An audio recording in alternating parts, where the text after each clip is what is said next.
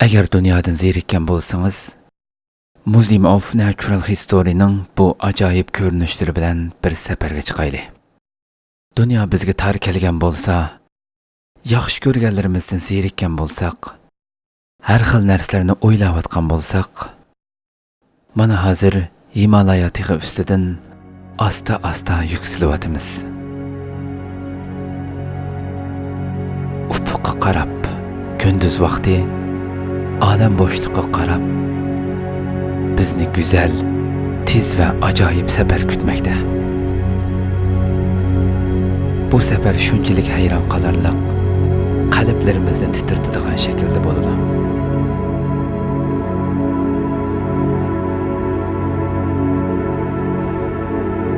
Dünyamızdan ayrıldık. Mana hazır kök planet arkamızda kaldı.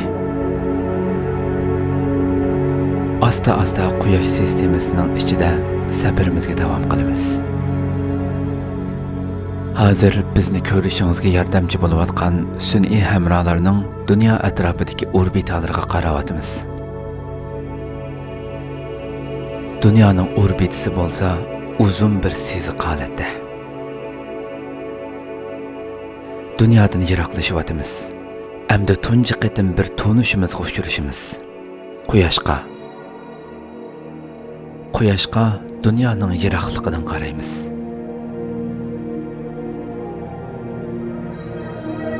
Bir nur sekundi musofasida, ya'ni nurning 1 sekundi bosadigan musofadan Quyosh sistemasiga qaraymiz. Qarang, ko'rayotganingizdek bütün planetlarning Merkuriy, Venus, Dunyo, Mars hammasining orbitalarini ko'ryapmiz. Hozir nur sur'ati bilan dal 1 soatlik musofada turyapmiz. Tez suratda yiroqlashyapmiz. Nur bir kunda aron boradigan yerdan qarayapmiz. Va hozir Quyoshning haqiqiy parlaqligini bir nur yili yiroqlikdan ko'ryapmiz. Allaburun g'oyib bo'ldi. Biz odatdagi deb qarayotgan, qarashqimi cho'limiz tegmaydigan odatdagi yulduzlarning biriga o'xshaydi. Mana Quyosh sistemasidan yiroqlashyapmiz.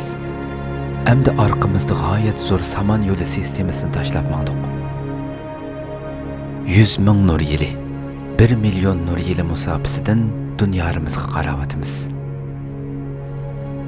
Hammamiz qayg'ularimiz, dard-alamlarimiz bilan ana shu g'oyib bo'lgan bir yerlardamiz. Mana yulduzlar sistemasi.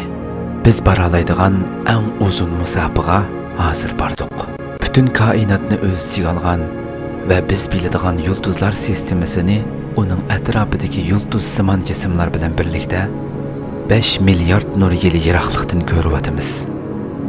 Bu sanoqsiz yulduz simon jismlar biz bilgan koinotning texibak yosh ekanligini ko'rsatadi.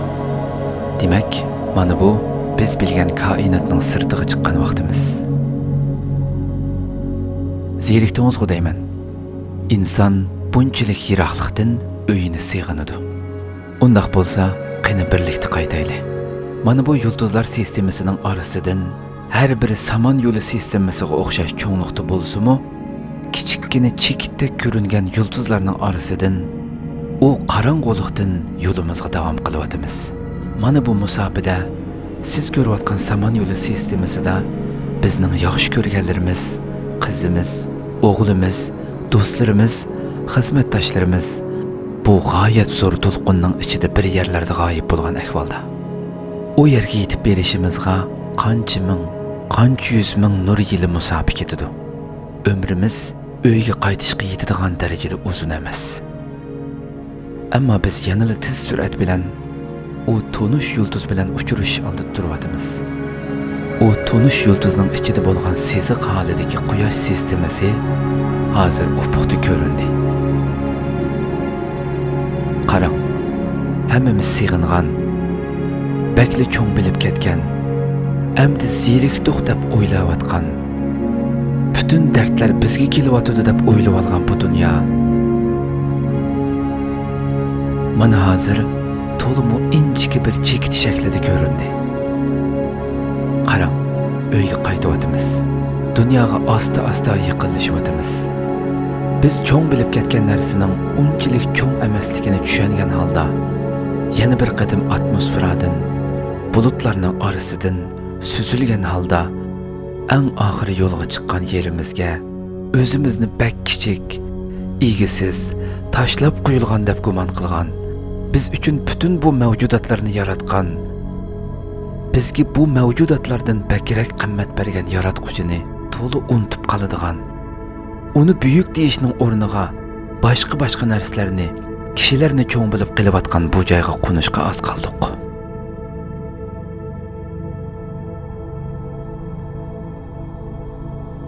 Bu yerda nurg'un g'avg'alar bor, varang-churunglar bor, bir-birimizni ko'rolmaslik bor, urushlar bor.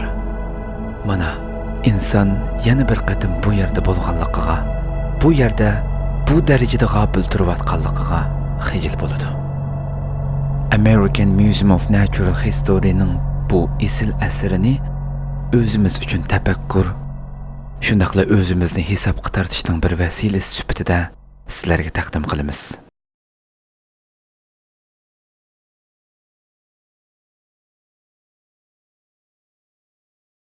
يا رجاء